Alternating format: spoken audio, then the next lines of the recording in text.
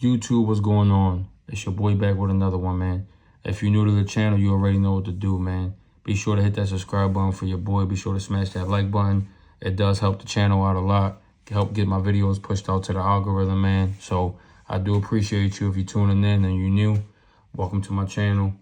And for all my day one supporters, man, you already know what it is. We back with another one. I want to talk to you all real quick about just basically what calibers I think you should be stockpiling on. I know there's a bunch of videos out there like this, but I want to give you my perspective, my opinion on which calibers I think are most important to have in your stockpile. These are only a few here. There's also a few that I also want to add to my stockpile that I don't have at the moment because I don't have anything chambered in that caliber. So basically, these are the main ones that I think are important that you see right here before you. So yeah, like I said, man, number one obviously is going to be 9mm. So I think 9mm is important to have, man, because at the end of the day, it's one of the most common calibers used.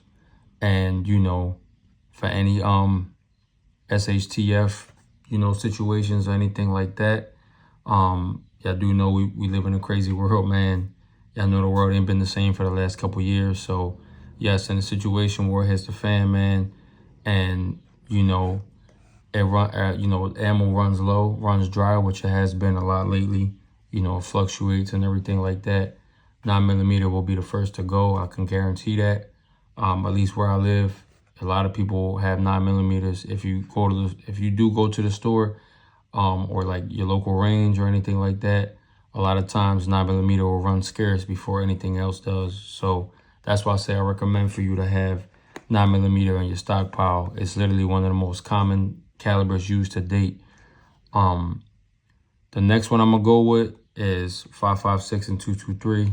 I put both of these together because at the end of the day, they're basically the same caliber. If you have an AR chambered in 5.56, you will be able to fire 2.23s out of it and not the other way around. So be sure to get yourself, you know, something chambered in 5.56 so that you will be able to fire 2.23 as well. As you can see here, I got the PMC bronze. And these are just some of the brands that I carry. Like a lot of people don't really use this because it's considered like the reman ammo and things like that. But I've never had a problem with this. I shot this out of my 45 Colt Judge and also 9mm, and I have no issues with this ammo. So far so good. It's been great. It's relatively inexpensive and affordable. I know not all cheap ammo is good, but I don't mind it. I take my chances a lot of times because it's mainly for training purposes and things like that. If it's not ammo that you plan to carry with, then I don't see the big deal in going out and trying to get the best bang for your buck when it comes to ammunition. But yeah, so these are just some of the brands that I carry and these calibers. PMC is great. If you know about PMC, I use this when I had my 40. And also for anything chambered in 9mm that I have, I've used this as well, and it's a great brand. These are two different ones. This is the X-Tech, and then this is the PMC Brown 223. But nonetheless, great brands of ammunition. I love it. I shoot it out my AR all the time, and I have no issues with it. YouTube, we are in a safe and controlled environment. Quick disclaimer, as you can see, there are no firearms in the vicinity of this video. There's no firearms in this room. It's just ammo here. I do have live ammunition, but I do not have this loaded in anything. I'm just giving out options to my viewers to show them what's out there. So I'm not promoting the sales of anything as well. There is nothing for sale here. There's nothing for sale on this channel.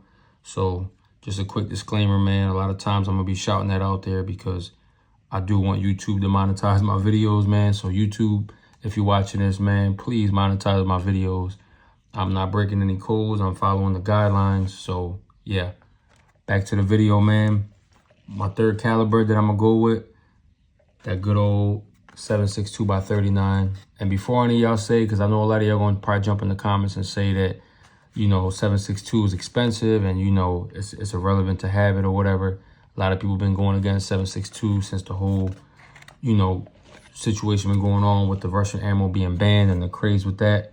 But I mean, at the end of the day, man, 7.62 by 39 is a powerful round nonetheless, and it is a common caliber, even though the prices have been skyrocketing, and it is very hard to find Russian ammo.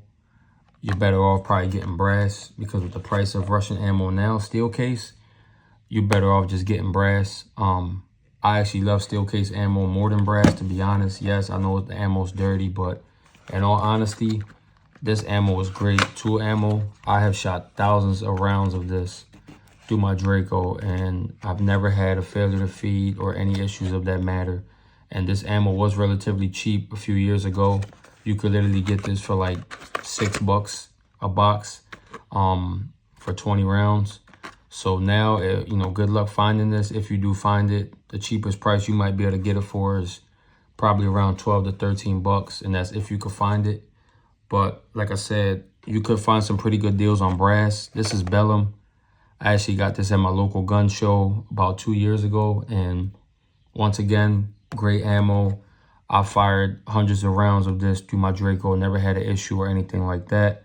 So I will recommend this. But like I said, there's tons of different brands out there. This is not the only brand that I have. These is, like I told you, just some of the brands that I got on the table for this tabletop review. But yeah, Russian ammo is great. Tool ammo, Red Army Standard, Wolf. But like I said, it's just, that's golden now. It's rare that you find it, man. And if you do, trust me, you're going to pay a premium for it. So like I said, you're better off finding brass if you do. At least stuff like Bellum, because this is more like the top tier stuff for like the AK as far as the brass goes. For steel case, tool ammo is definitely one of the top tier dogs. But like I said, you're probably not going to find it like that. So at the end of the day, you know, good luck finding it if you do, like I said. And if you do get a good number for it, get your hands on it, because we don't know what's going to happen with the prices. If it's going to go higher, if it's going to go lower, I don't know. Like I told you guys, I'm not big on the whole thing of trying to, you know, scare you guys into buying more ammo. You should always be buying ammo regardless of any scares or anything like that. Any media, fake media crap that they put out there, you know, you should always be buying ammo no matter what. But like I said, yeah, 7.62 by 39 is a great, reliable round.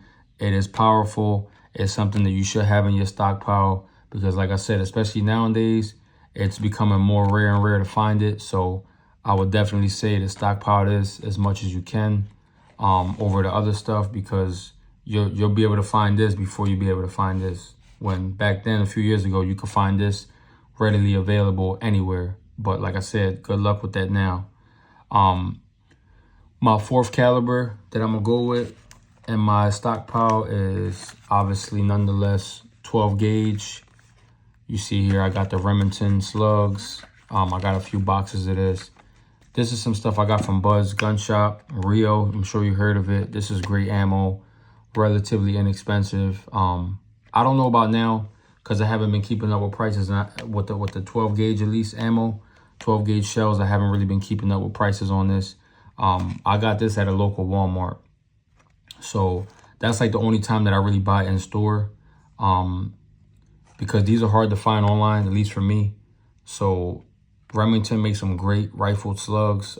They cycle well out of my Mossberg. I have no issues with them. And like I said, these are just becoming harder to find, at least online. So my local Walmart, the only one that sells ammo in the neighborhood, is probably about 35, 40 minutes away. And I do make the trip every now and then to go ahead and get it, to pick these up, because they always have Remington slugs readily available for a great number. So at the end of the day, I don't mind it. I'll take the drive for it, because I buy about 5 or 6 boxes at a time. I don't always shoot my 12 gauge. So this stuff could sit for a year before I even get to it, to actually get it out to the range, because a lot of my local ranges don't let you shoot 12 gauge or any shotguns for that matter, should I say. So, you know, there's only a very few ranges that let you shoot shotguns, and a lot of those ranges don't let you film. So that's the reason why I don't really get out to the range often with my shotgun, my Mossberg 500. So that's just what it is with that. This is also great. Like I said, I got this from Buds, Rio. This is Buck. Buckshot is also great to have, Buck and Slug. I have clay shot, like 7-shot, 8-shot ammo as well. I don't use it as much or ever, because I bought that stuff just to have it, more like a stockpile, like I said. but that's more like outdoor stuff, and they don't really let you shoot that in the indoor ranges, at least in my neighborhood. So a lot of times that stuff just kind of just gets stockpiled. Like I have a few boxes of that stuff just stockpiled on each other. But it's better to have something than nothing, right? So at the end of the day, all these calibers you see that I recommended is just my opinion on what I think you should be having in your stockpile. And probably most channels that you watch are also going to recommend the same caliber, the same calibers you see here or similar. In all honesty, you know, I have other calibers, like I have 45 Colt and 410, but like that stuff's very expensive if you can find it, especially 410. 45 Colt you can find with no issues. But as far as like 410 is very expensive when you do find it. So I buy that stuff when I can. I don't buy that stuff in bulk. Every now and then I'll do a little haul, might buy 2 or 3 boxes here and there when I do, because most of the time when I do buy ammo, it's either 9 or 5.56 or 10 millimeter, which is another caliber that I didn't put on here because, like I said, I don't feel those are necessary to have, because in an SHTF situation, this is the stuff that's going to be readily available, commodity, barter. You know, most people are going to have 9 millimeter, 223, 5.56 before any of these calibers. Also 12 gauge. 7.62 by 39, I think, will also be something that'll be readily available in a situation where you have to barter or anything like that. You know, I know you guys are gonna probably say, "Oh, that's crazy," but in the world that we live in today, man, you gotta stockpile on, you know, whatever you can, whenever you can.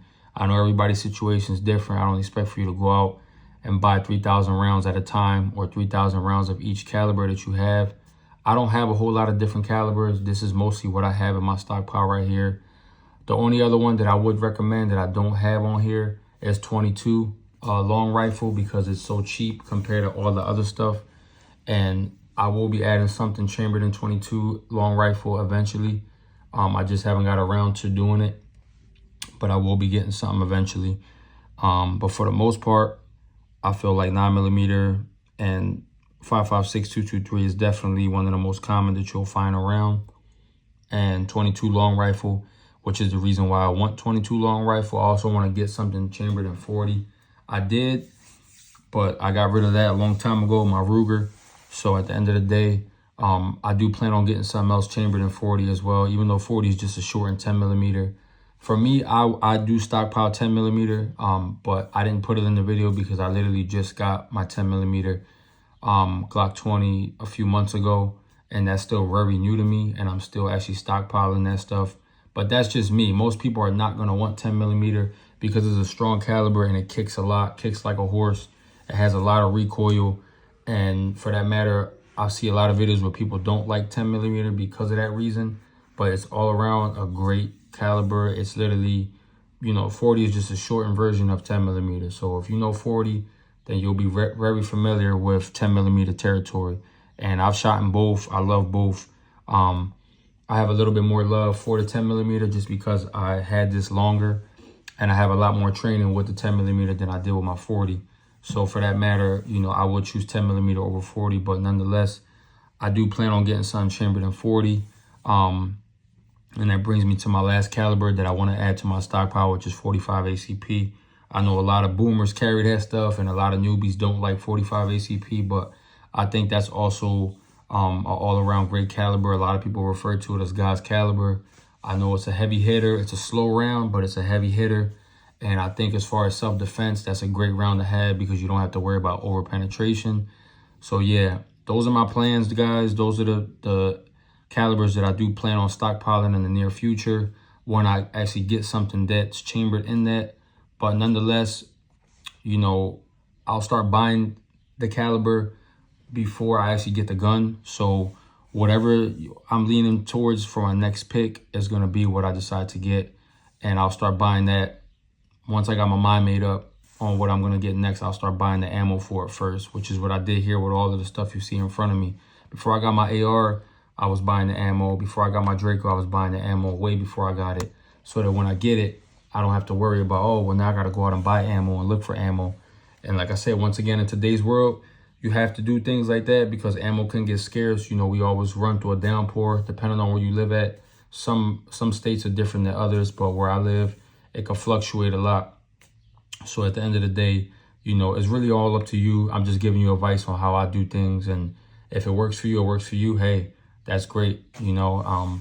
But at the end of the day, I know for some people it might work a little bit different. But nonetheless, these are the calibers that I feel are most important to me, and probably some of the most common calibers used out there. But like I said, the ones that I mentioned are the ones that I do plan on adding to the channel, you know, and in my stockpile most importantly. So yeah, guys, I hope this video helped you out, man. Like I said, you should always be stockpiling as much as you can. You know, like I said, I don't expect everybody to go out and buy thousands of rounds at a time, man. Just do what works for you. But if you do shoot and you shoot often, or you just collect ammo, you have guns, you have firearms in your house, I suggest that you always have ammo, you know, readily available, because you just never know what could happen in today's unpromised world, man. You know, life is beautiful. I don't mean to be negative, but at the end of the day, there are a lot of things that take place on a daily basis, and you just never know, you know. So just better to be ready than to have to get ready, or better yet, stay ready than to get ready. And that's the reason why I made this video, because I feel like it's relevant to just everything that's going on now. You just always want to be prepared, even if you might never have to use all your ammo. But like I said, it's just better to have it than to need it, than the other way around. You know how that go. So I'm going to leave this one here for y'all, man. I appreciate y'all tuning in, and I'm going to catch y'all in the next video, man. But until then, y'all be safe out there.